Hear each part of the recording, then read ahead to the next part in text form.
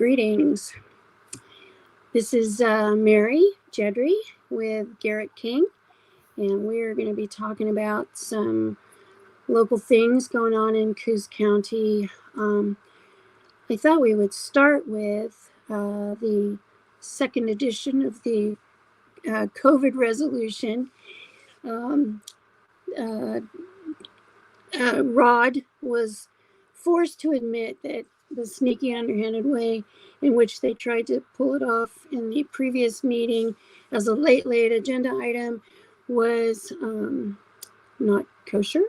And so they reintroduced it. The difference meaning now that it didn't have to pass by a majority, by a unanimous vote. They only needed a majority. So they reintroduced the measure, and it was never vetted by county council. It was never vetted by the Coos Health Department. There are numerous easily provably false whereas statements in there.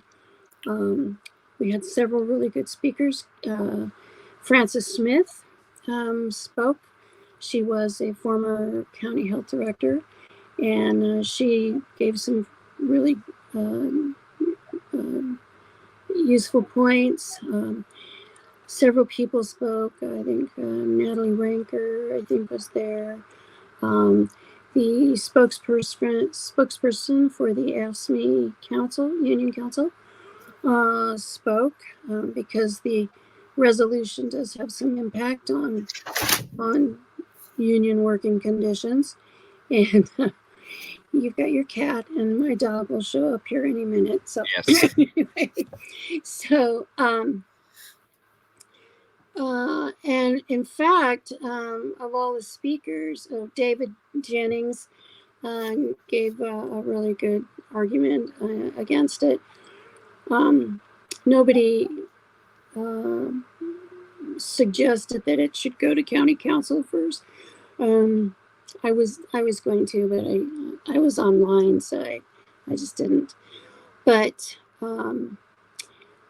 one of the points that Frances Smith made was that it is so wrong. There's so many false statements in it that putting your name to that should be an embarrassment, which it is. But that didn't stop. Either Bob and Rod happily signed their names to the statement.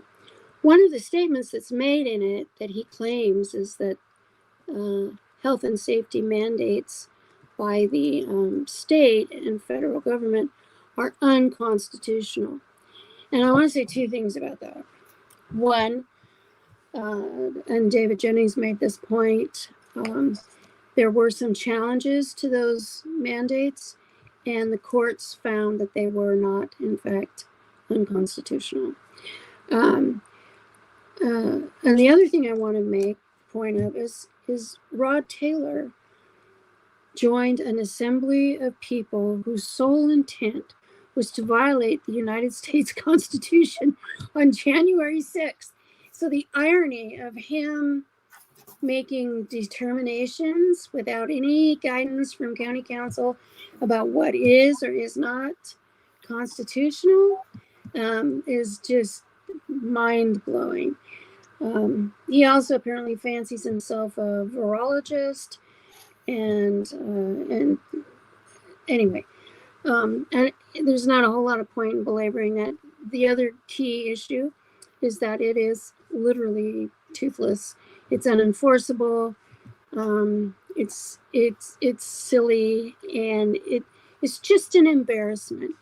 It's an embarrassment that we have people that I likened it to, anti-witchcraft proclamations, from Salem witch trials or before, and that they're just signing their name to the Dark Ages, and it's embarrassing that he wears a gun that he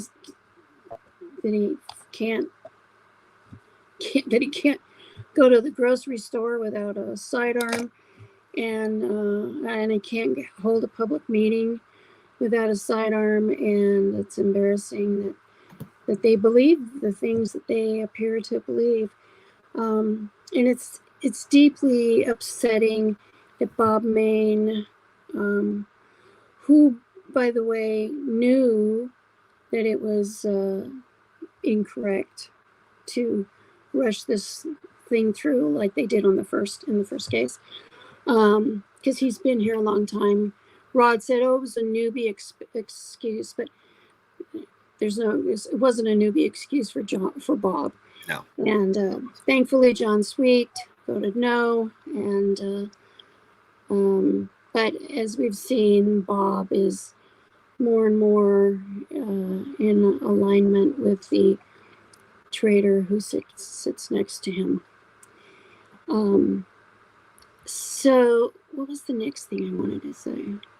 What are those bubbles coming up? Oh, must be some. How cute. See if you can get one to pop up. Oh, I can't get any bubbles. That's unfair. Oh, do you have, what, did you upgrade to iOS 17? No. Okay. I'm not a Chromebook. Oh, you're on Chromebook. Oh, okay. Yeah. That's your problem. Yeah, it is. It is. It definitely is. Anyway, so the key issue, though, is that while they're wasting all this time, Coos County is on the verge of insolvency. And, you know, they could have passed that levy, maybe. But Rod Taylor was opposed to it. He wanted to go after timber. They are of the belief that the federal timber lands known as the Coos Bay Wagon Roads really belong to us. And but we do have a $140 million annual budget. We are, as a county, required to provide services. And as commissioners, their job is to steward the budget to provide those minimal services. And it's not to be grandstanding and throwing in your ideology. And, you know, it's to me, I'm sure there's moments where it's really exciting, but it would be a really dull job. It's supposed if you're doing it well. And you know, my hat's off to Melissa and John for doing it and recognizing it as a job. I think when they started, they had, you know, some like agendas, but they both knuckled down and even though you don't always agree with them, they treat it as a job. Whereas I think Bob treats it as a banner, like, look at me. I wouldn't be anything except I'm a commissioner now. So, and I also think it's worth pointing out that neither one of those two, irrespective of age and fitness, would be accepted into the U.S. military. And I don't think either one of them could win an election outside of rural Oregon. They certainly wouldn't win in Eugene or, you know, the northern part of the state. I just, and they're not doing their job. They're just focused on, you know, bashing liberals. I think is their main thing, and showing off in front of, you know, their little acolytes. And so if we don't get people in there who really recognize that we have a fiscal problem. So I know one of the logical things is to raise property taxes. And Coos County does have the second or third lowest property tax rate in the state. And as an average, we're 30% below average. So I don't think it's fair to always hit the little guy. you know, I think it would be a hard sell to raise property tax rates here without also getting the timber industries and the people in the enterprise zones and all of these other groups that are supposedly helping our county, but except that obviously they're not, because we're in trouble.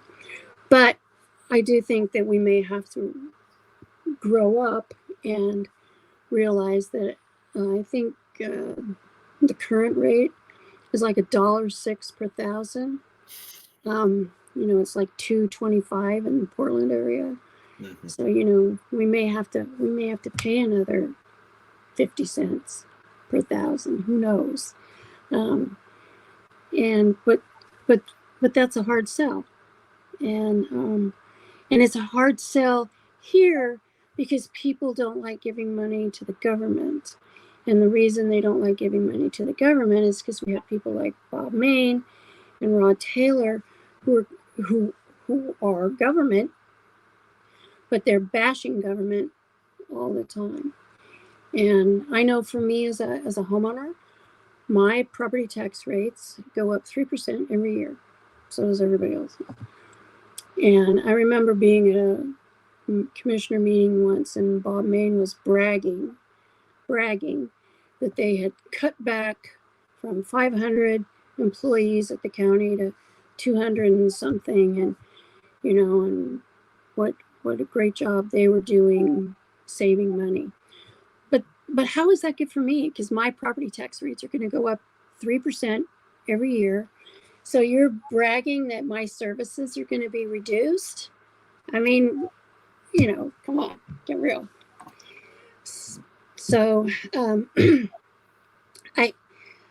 I hope that the true farmer who's announced that he's running will take a look and you know, he's smart enough, I think. Look at the county budget and you know, recognize that in addition to all of the social problems that we have around here, like homelessness and mental health issues and so forth, that we also have a real urgent issue with funding. So well, Mary, I think this is the fundamental problem at the county commission, is that we don't have grown-ups in those two seats. You know, we are talking about making hard decisions like you just talked about with property taxes. How are we going to solve this windfall? And rather than use any political goodwill that they have stored up, they choose to use it on a COVID resolution that is going to be divisive. Right. It's going to not only, you know, it's going to make pretty much all Democrats, all liberals, all people in favor of common sense be against them, but it will also make a small, but not, you know, not an insignificant portion of their own base who is worried about a new COVID outbreak, because quite frankly, most of a good percentage of our county are elderly who rely on those COVID protections. And so they are spending the time, the resources, not going through the correct procedures, like you mentioned, for something that is non-binding, has no teeth, and divides. And so when voters go to the polls in November and Bob Main and Rod Taylor are not, you know, Bob is going to be asking for the vote for people to vote for him, but also for a vote on a levy. I don't know that Democrats, I don't know that liberals, I don't know that people in general are going to want to do that for a county commission that routinely puts politics and ideology over the common sense running of the government. Right. You know, you mentioned that Rodney, as I like to call him, just to distinguish from all the Taylors in the county, you know, blamed it on first-time mistakes and that Bob knew better. I completely agree with you. Bob does know better. Bob has been doing this for a long time. Bob knows the rules. Bob knows what he's doing when he supports this. And I think it is completely political. They are trying to throw a bone to their crowd. And you might say, well, it's 8 months before the election. Okay, but it is a little bit timely with the threats. Although, again, where those been? There have been no legitimate concerns about a COVID, you know, lockdown or anything, but because of the threats and the filing deadline, like you just mentioned, is recent. Drew Farmer just filed, and all that, background work was happening this summer. Yeah. So they, in my opinion, are trying to find a political issue that they can kind of fire up their base a little bit, show their base that, something that they can point to. And again, not based in fact, not based in reality. Like you mentioned, Francis Smith and countless others went up there and countered with facts all this nonsense that Rodney and Bob were espousing, and it didn't change their mind at all. I mean, it didn't matter if the most prolific and well-respected science doctor came to Coos County and gave presentation on COVID restrictions. Bob and Taylor had their mind made up because they're not there to govern for everybody. They're there to push a political agenda. And I can already hear Bob say, well, I'm not a Republican. Okay, I understand that you are not a registered Republican, but you are counting on those people's votes, and you are still espousing that ideology, and so you are still playing to that base. When did he deregister as a Republican? Yes, I've checked. I've asked him a couple times. Apparently, that the Republicans have not supported him, and they've gone against him a couple times. So he's a non-affiliated voter now, and we verified that. So it's interesting. This county, not all the conservatives aren't all aligned. Certainly, all the Democrats aren't all aligned. So there is a bit of opportunity. One more thing I wanted to talk about here, and maybe it can be a bit of a transition for us, is you mentioned, the oath, the Constitution. Rodney was at January 6th, and so they're all up in arms about things being unconstitutional, and yet they're not even following the Constitution. And again, I think that just speaks so much to the reason these two people need to be out of office, why it is so important that we mobilize and vote this November, because quite frankly, they are not governing. They are playing politics. They are, watching Fox News. I mean, probably, it's Newsmax or whatever, even more OAN or whatever crap. Yeah, exactly. That they're watching.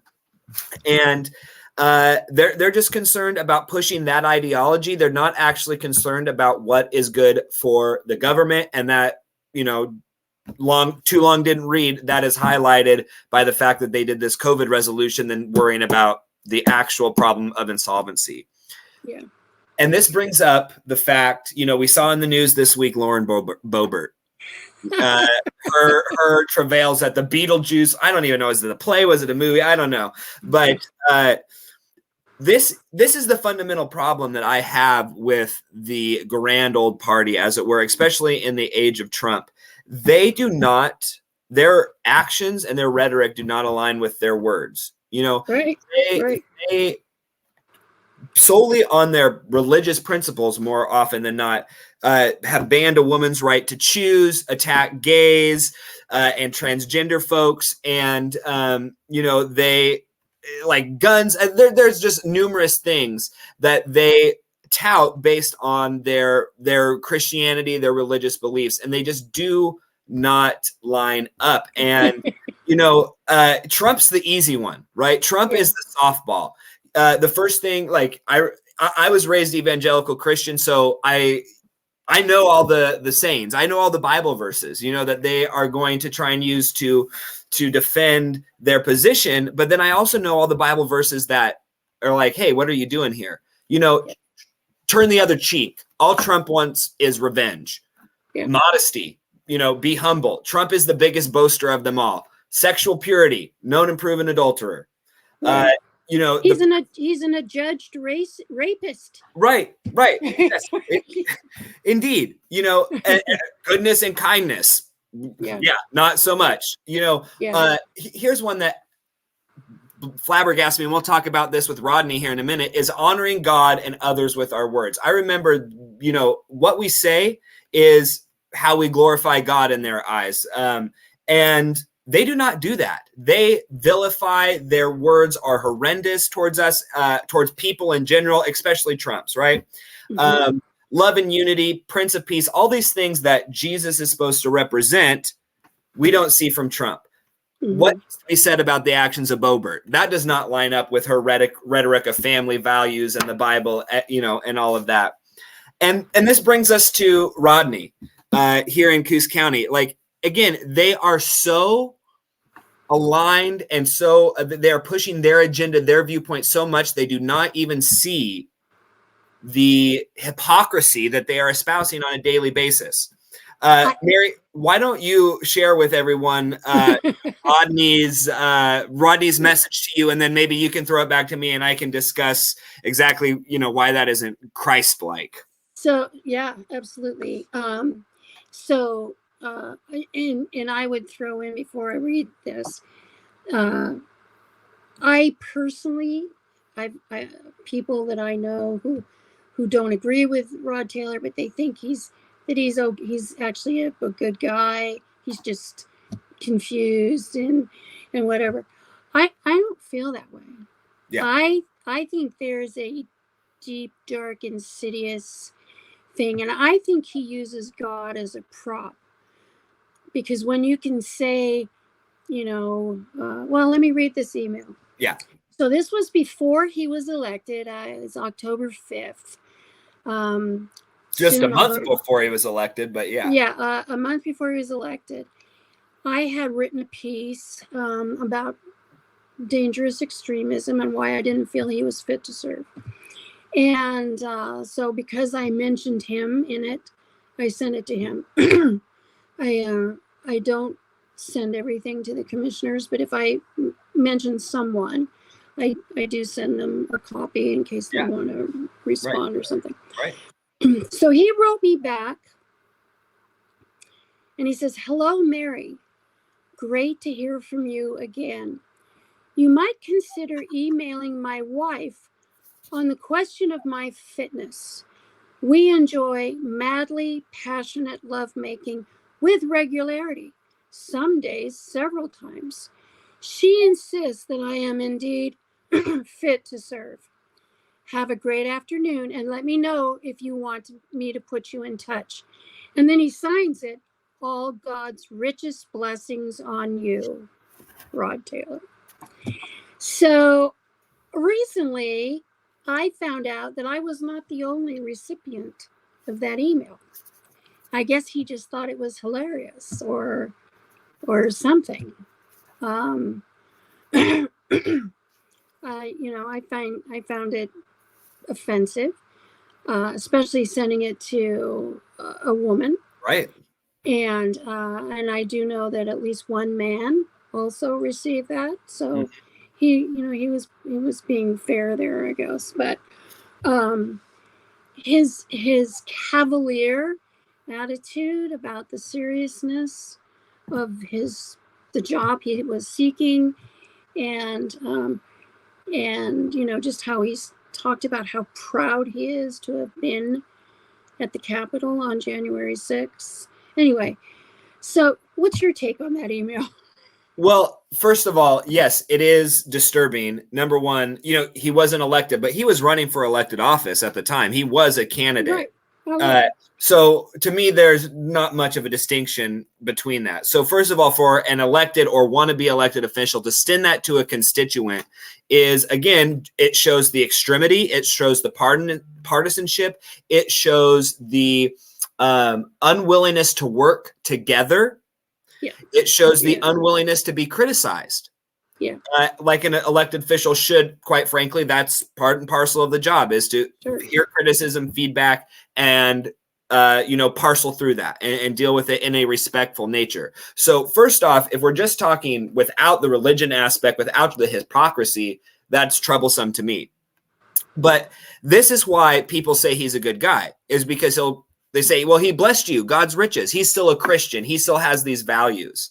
Well, I'm sorry, that God's riches blessings is either one of two things, and neither are good. Either it's sarcasm. Yeah. And that is, that's blasphemy. That's using the Lord's name in vain. Right. Or he is legitimately trying to he is using that as a cover for what he just said. He's trying to absolve himself of what he just said to you. I talked about like using your words as a glorification of God. Not what he's doing. I mean, there are several Bible verses that talk just about this. Ephesians 5:3 verse 4 says, "But among you there must not be even a hint of sexual immorality or any kind of impurity or greed, because these are improper for God's holy people. Nor should there be obscenity, foolish talk, or coarse joking, which are out of place, but rather thanksgiving." He's not following the Lord's word. He is literally in one breath going against what the Bible says and then trying to bless you in the next sentence. And this is how most Republicans, including Taylor, dress this up, is they can convince you because they use the word of God, but then their actions and words do not line up with it in any way. And frankly, Mary, if a Christian who votes for these folks are listening, or if one of these folks are listening themselves, they are the reason that I'm not a Christian anymore. It is legitimately the case. I was a Christian for a long time, and I stopped being a Christian when Christians part and parcel lined up behind Trump. Yeah. You cannot follow the word of God in the Bible and think that Trump and his acolytes like Rod Taylor are following those words, because they're absolutely not. We've talked before about how Rodney was at the insurrection. Right. Okay. You know what? You make a mistake, Rodney. You were at the insurrection. You think it went too violent. You repent for that. Right. He has not repented at all. And he thinks it was completely okay. Yeah. I mean, how many Bible verses do we need to trot out about violence isn't okay? Turn the other cheek. Love thy neighbor. So none of those values do they actually uphold. They only want to use them for political hay. When it actually comes to upholding those values, hey, all bets are off. And, one last thing before we move on or whatever here is, I don't mean to disparage Christianity or people who are religious. There are a lot of religious people who disavow Trump. There are a lot of Christians who disavow Trump. My folks are religious and, are Christian. I have a problem when it is used for political advantage and then it is not upheld. That's my feeling. It's just intuition. I have felt that he is in no way a sincere, God-fearing, whatever. Right. And getting back to the whole Trump thing, like it's almost like they're saying, "Oh, isn't it wonderful that God gave us this imperfect vessel to do all these?" I don't know. How do you rationalize someone like him? And that's a whole nother podcast. Yeah. Oh God, yeah. We probably need about 3 or 4 other guests too, because there's a lot to dig into there. It's just uncanny to me, and this whole like somebody suggested to me. In fact, a writer friend, a Pulitzer Prize winning writer, who I'm not going to out him right now because I didn't ask him if I could, but told me I read this email to him when I got it. He just happened to call, and he said, "Oh, that's that whole big dick energy thing," and it's like, I mean, first of all, I had never heard of that before, but for some reason I somehow was blessed with not getting that. But then trying to understand it, and you just think, first of all, it doesn't even suit Rod Taylor, but you look at like Giuliani and Corey Lewandowski, who was having an affair with Kristi Noem, and all these people spouting, it's that kind of hypocrisy that how do you have any faith in any of those people? And it happens on the Democrat side too. And you know what, Mary? I was going to say, I can already hear the Republicans going, but what about Bob Menendez? Menendez, yeah. You know what?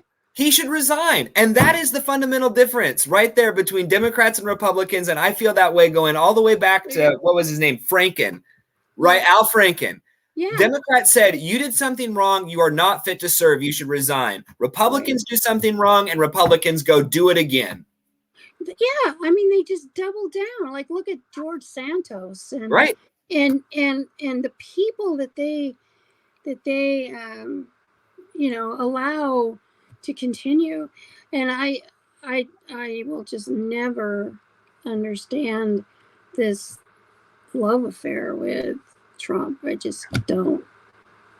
Like, but people don't care about their values that they say they care about: love, kindness, respecting others. Like 3 just basic tenets of yes, Christianity, but also like most religions in the world, and most just like the golden rule, right? Is love thy neighbor as you want to love your, be treated yourself.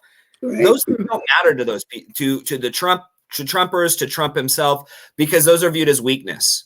Yeah. And it's a shame that it's viewed as weakness, but I also think it's a strength of our society and progress that a lot of people view them as weak. Yeah. Right. Yeah. Yeah. I hope so. I hope that more.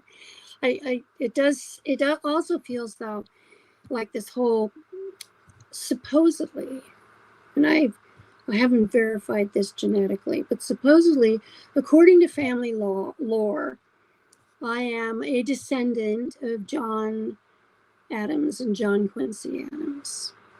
Now, John Quincy Adams was a really decent guy, and he opined that the two-party system was just set up to be confrontational rather than, I don't know whether he would have preferred a parliamentary type system. I think if in Parliament, if you can get 5% of the vote, then you have a voice. I mean, to me that kind of makes sense, because we just look at this division between the Democrats and the Republicans, and what are they accomplishing right now?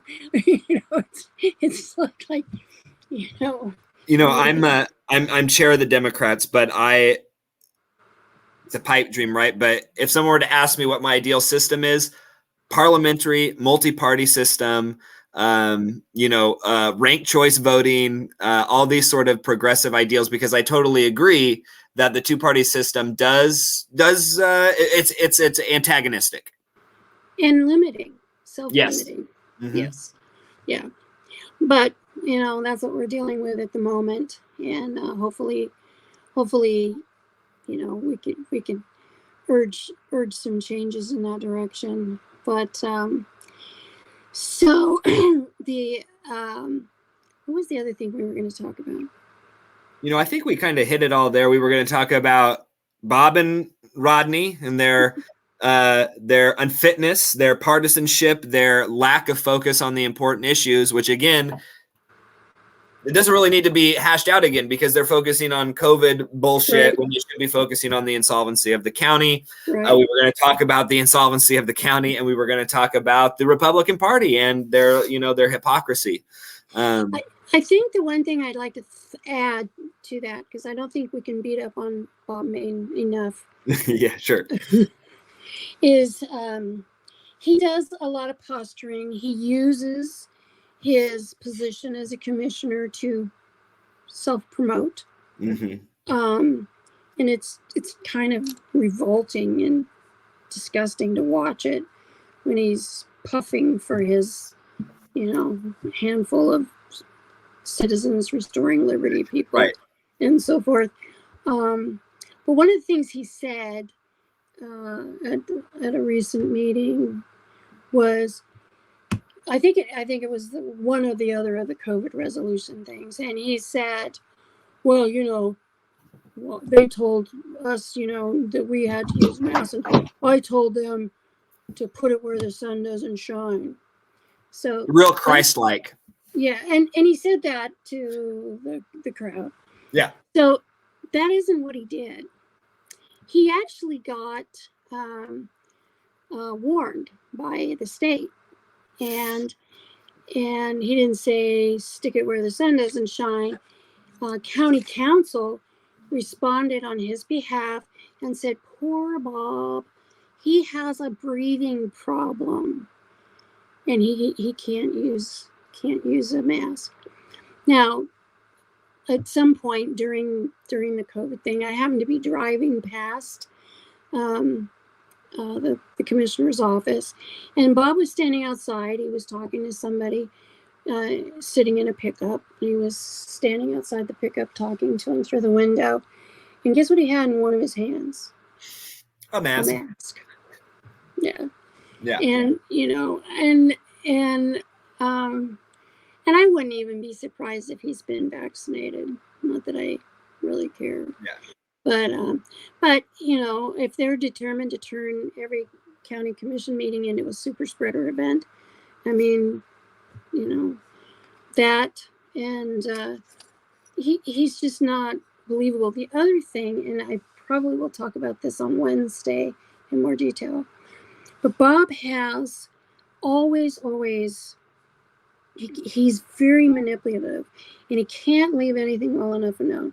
So when he was leaving the assessor's office to become a commissioner, he handpicked a replacement by the name of Adam Colby. And then that Colby, I guess, didn't do everything that he expected him to do or wanted him to do. And so he was instrumental in getting Colby recalled. And then when they had to appoint 2 commissioners because Nikki Whitty died and Andy Jackson died. And he finagled and maneuvered and got Cam Perry and Fred Meserly. And they actually, you know, like recently they just had to do a do-over to redo that COVID resolution. They had to do a do-over for that to get Fred Meserly on the board because they had gone into an executive session, and you can't do that and make a decision. Right. And so I made a big stink about it, and so they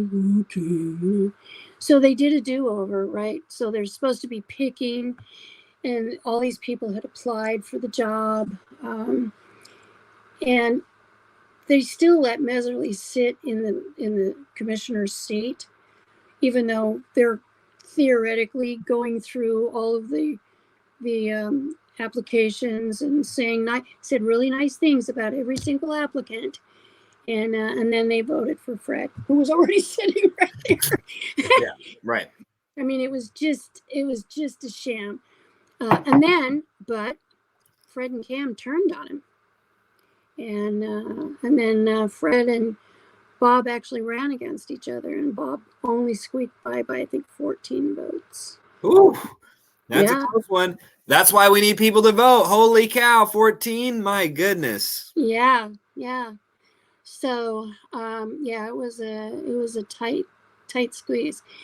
So yeah, I guess the gist of this whole program and what we could end on is that one, we need really good candidates, and damn, we need to vote. Celebration. Yeah, I don't know. Your iOS system really likes the hand gestures. It's doing like something like, yeah. I don't know. I'll figure it all out. Well, it sounds like you just gave me about 30 seconds to plug Democrats there about voting and everything. So we're having our meeting is actually tomorrow at 5:30. If people can join via Google Meets, if they just reach out to us at admin@coosdems.org, or they can come at the Coos Bay Library, 5:30 to, we try and do it in a half, an hour. So 6:30, but we've got a jam-packed meeting, so it might be a little longer. Mm-hmm. But I just want you and everyone else to know that we are starting the May 2024 election right now. We're working on getting our neighborhood leaders out into their neighborhoods to contact the voters in their neighborhood to let them know about what's been going on at the county commission, to remind them that, hey, May might be in 8 months, but it's going to come up a lot sooner than you might think, and it's super important to vote. It's super important. You know, I get it. all your Green Party folks, all your environmental people, I completely understand the Democrats are not great a lot, even majority of the time, when it comes to the environment, that they could do better, but they are even a smidge better than what the Republicans are. And that is unfortunately the binary we have to live with right now. And the Republicans make things worse. Democrats make them slightly worse. Yeah. So I know it's not super great message, but we have to, if we want to get progressives in there, we have to start somewhere. Yep. No, I agree with you 100%. I think you sent me a link to that already. Yes. Yeah. The Google Meet. So, yeah. So I will make an effort to attend. Great. And I really appreciate your contribution tonight. And thanks for having me. We got a vote. All right. Thanks. All right. Toodaloo. Toodaloo. Bye.